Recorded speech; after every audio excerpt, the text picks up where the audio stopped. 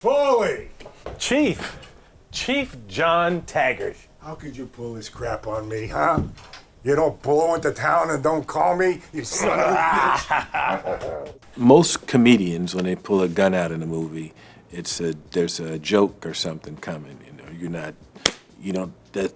Whatever sense of danger you feel when a dramatic actor pulls out a gun, you don't usually feel that with a comedian. The audience is thinking, oh, this is funny, or these people no one's gonna really get hurt, there's a joke there. And I try to have, in my films, not just Beverly Hills Cop, where there's an action element or where there's a danger element, we kind of play it straight and what would really happen.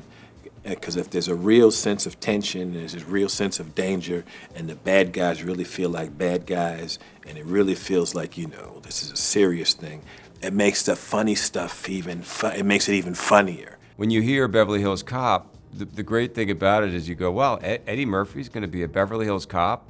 And then, it's really this great, kind of fish out of water story. I did go to see it. I don't remember exactly when I saw it, but I think like the rest of the world, I was like, I already love Eddie Murphy. He'd already been in some giant films at that point. And to me, just hit the sweet spot between action and comedy. And I think the new one does too. Well, we're the Beatles of the 80s. Wow. The fish out of water premise has proven successful since Chaplin, but Eddie in this role is just great. It's undeniable. And we're all great together, but Eddie as Axel Foley is just it's always good. He improvises a lot. Eddie makes up things constantly. And the script was good too, but I think a lot of the magic comes when Eddie just starts riffing.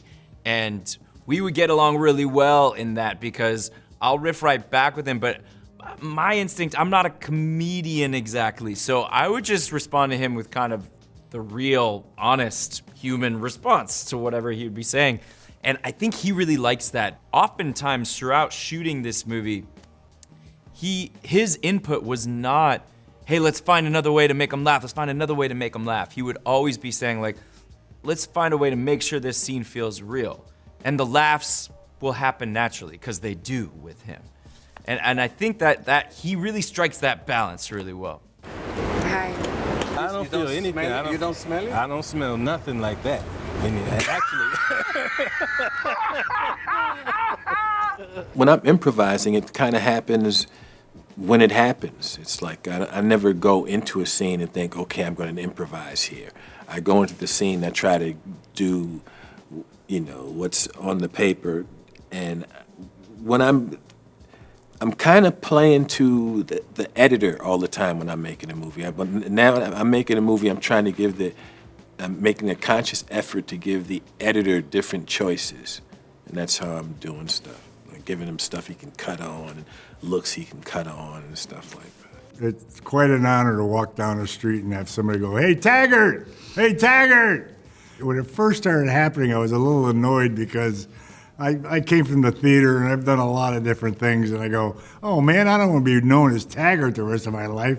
And then after a while I said, you know what, this is kind of cool because not very many actors could put a stamp on a character for the rest of his life. So it's a good feeling now, and I appreciate it now. I'm playing this scene that's right here. I'm not thinking about, oh yeah, in '84 I did this, '84. Because even though it's a sequel and we're doing these characters and the audience is watching in, and it's this story that they have to follow over the course of 4 movies. I'm not that guy. I'm not the 22-year-old, and I've had this whole other life, and so I can't play it. Like, can't look at him. There's nothing I could look at Axel at 22 and think, oh, how can I take some of that and put that in Axel at 63? It's a whole different person, and the changes that he's made and life and all that stuff has to be, on the script. It's written in what's going on, this relationship with his daughter, and all this stuff is on paper first. I think Beverly Hills deserves to be made fun of. The flaunting of wealth is evil.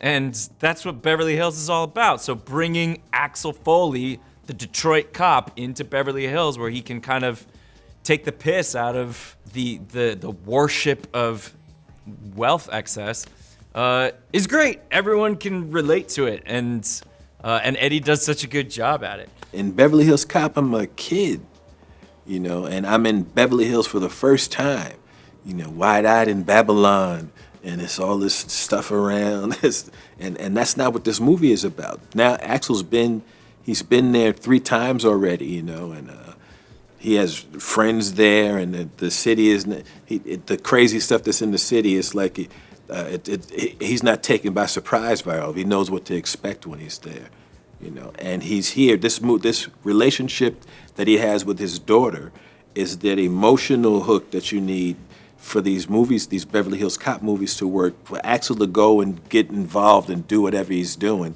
he's got skin in the game. What I wanted to do was make a character who had some complexity, you know, and who you could kind of get a sense of why he ends up being who he is. Even as popcorn as a movie like this is, you do see a little bit of this man's, I don't know if I'd call it struggle, but you do see a little bit of his point of view. You ever been shot in the line of duty?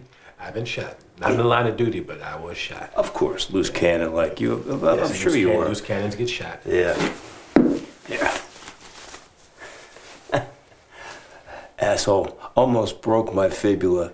I thought I was never gonna walk again. And you know what I got for that? A pat on the back and a ribbon.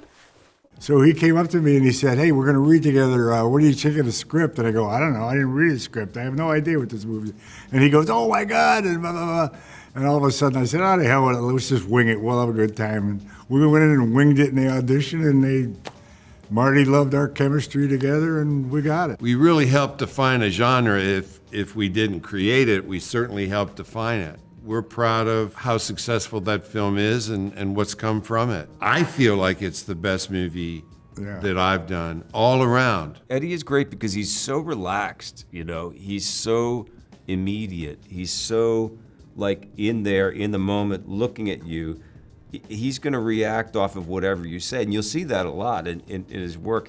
He'll go back to somebody and he'll notice that someone did something. So you have to, and comment on it, you know. And it's really, it makes for a very, very just kind of fresh and exciting way to work.